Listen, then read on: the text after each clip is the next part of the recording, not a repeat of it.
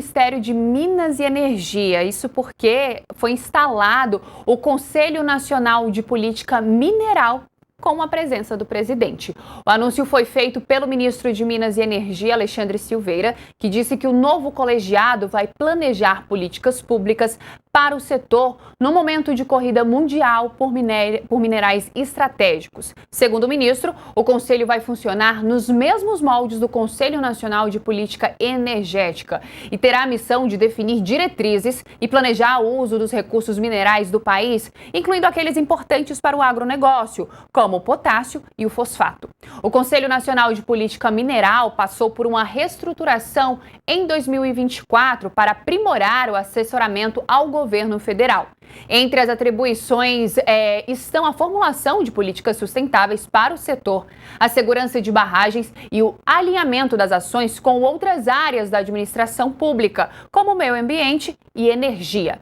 A criação do colegiado acontece em meio à disputa internacional por minerais considerados estratégicos, como lítio, nióbio e terras raras, insumos essenciais para tecnologias de energia limpa, veículos elétricos e equipamentos eletrônicos.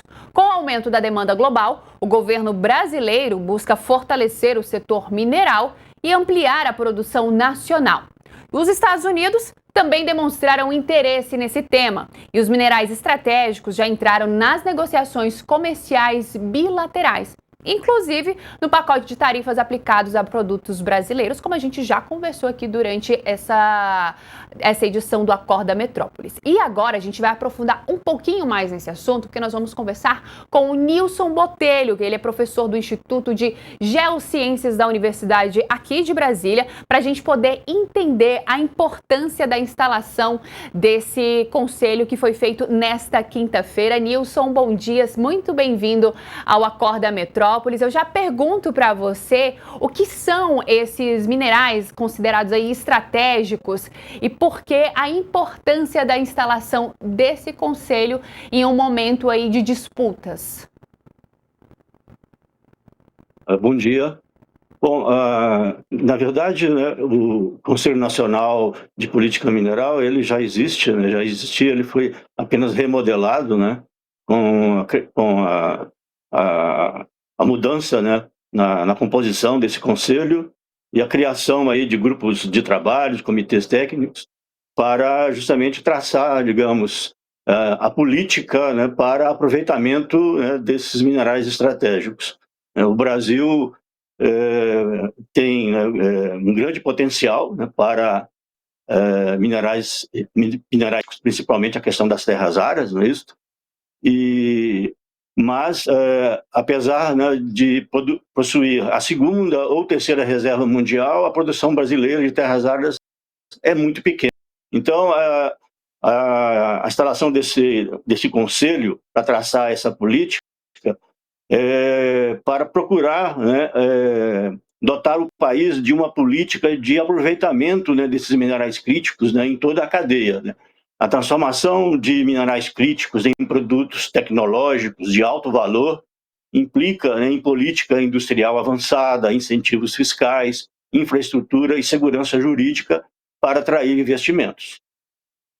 Nesses últimos dias a gente vem ouvindo muito, né, falar sobre terras raras, minerais críticos, mas assim, para nossa audiência, né, para quem está nos assistindo, entender o que são essas terras raras e por que elas são tão importantes, elas que estão aí se tornando objeto de disputa entre os países. A gente vê os Estados Unidos querendo também, vê a China querendo fazer também importação desses minerais críticos, mas eu quero primeiro saber o que são essas terras raras e depois esses minerais críticos. Sim. Bom, as terras raras, né, já tem muita divulgação já na mídia, né? São 17 elementos, mas na verdade desses 17, apenas 4 têm realmente um grande valor econômico, não é isso? Que são os elementos, né, são denominados aí de neodímio, praseodímio, disprósio e térbio. Esses metais são metais de alta tecnologia, então eles são muito utilizados na parte, por exemplo, das turbinas, né, das torres, né, de energia eólica, são usados aí na parte de veículos elétricos, né, na indústria eletroeletrônica de maneira geral, celulares e assim por diante. Existe, então, uma demanda muito grande e uma perspectiva de, nos próximos 10 anos, algumas das terras raras terem um aumento aí de até 500%. Né? Então, por isso que existe toda essas questões geopolíticas, né, que estão envolvendo, né, Estados Unidos e China. A China é o maior produtor mundial, né, em toda a cadeia, e o Brasil com o seu grande potencial para se tornar, né, um agente importante, né, na exploração desses recursos. Professor, eu gostaria de saber quais são os principais desafios, né? Sejam eles técnicos, sejam eles ambientais, para poder fazer aí essas associações de monitoramento e também de regulação da exploração mineral desses elementos que são considerados raros. Olha, os minerais críticos, de maneira geral, né, eles são críticos devido a, vamos dizer, 4 fatores. Né? Existe o fator, né, geopolítico, né, o fator ambiental, né, existe também, né, fatores geológicos, não é isso? Então, tudo isso tem que ser levado em consideração, né, para o estabelecimento de uma política de aproveitamento desses recursos. Ontem, né, foi divulgado também o Plano Nacional de Mineração 2025-2050. O senhor pode explicar para a gente o que seria esse plano e por que esse período, né, como se fosse um prazo mesmo, a partir desse ano até o ano de 2050?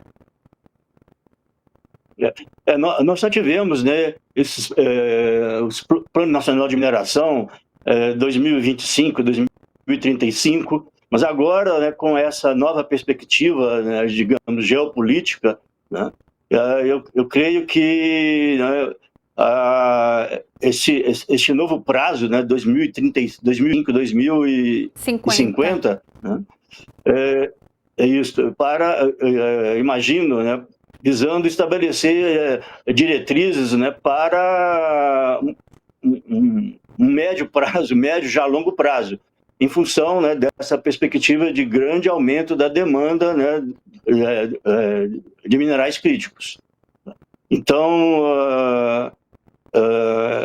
né, que as discussões, e vou estabelecer, digamos, uma dinâmica, né, de exploração com investimentos em várias áreas, desde a parte na parte de exploração, né, de pesquisa, até a parte de transformação, para que o Brasil consiga não ser apenas, né, um mero exportador de matéria-prima, mas né, ter um aproveitamento melhor desses recursos que são muito importantes aí no que se chama aí de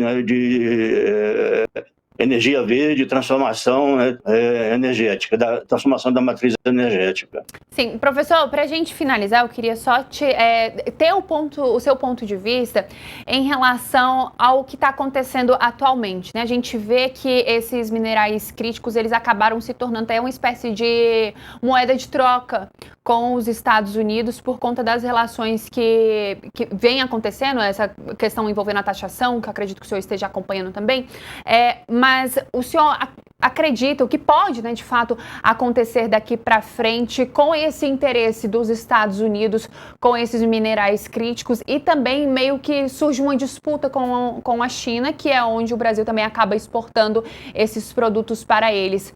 O que a gente pode esperar daqui para frente dessa relação aí dos Estados Unidos com os minerais brasileiros? Bom, como diz o presidente Lula, né, a relação ela tem que ser soberana, não é isso? O Brasil ele dispõe desses recursos, tem que fazer valer, né, esses recursos como moeda de troca, tá? Mas, ou seja, o fato, né, de Estados Unidos e China, o Brasil tem boas relações comerciais com ambos, né? Mas a questão é que hoje a China é o polo mais importante na parte de transformação. por exemplo, o Brasil tem uma única mina de terras raras em atividade e eles exportam para a China, porque lá é onde você vai conseguir fazer, né, o refino, né, desse minério. Tá?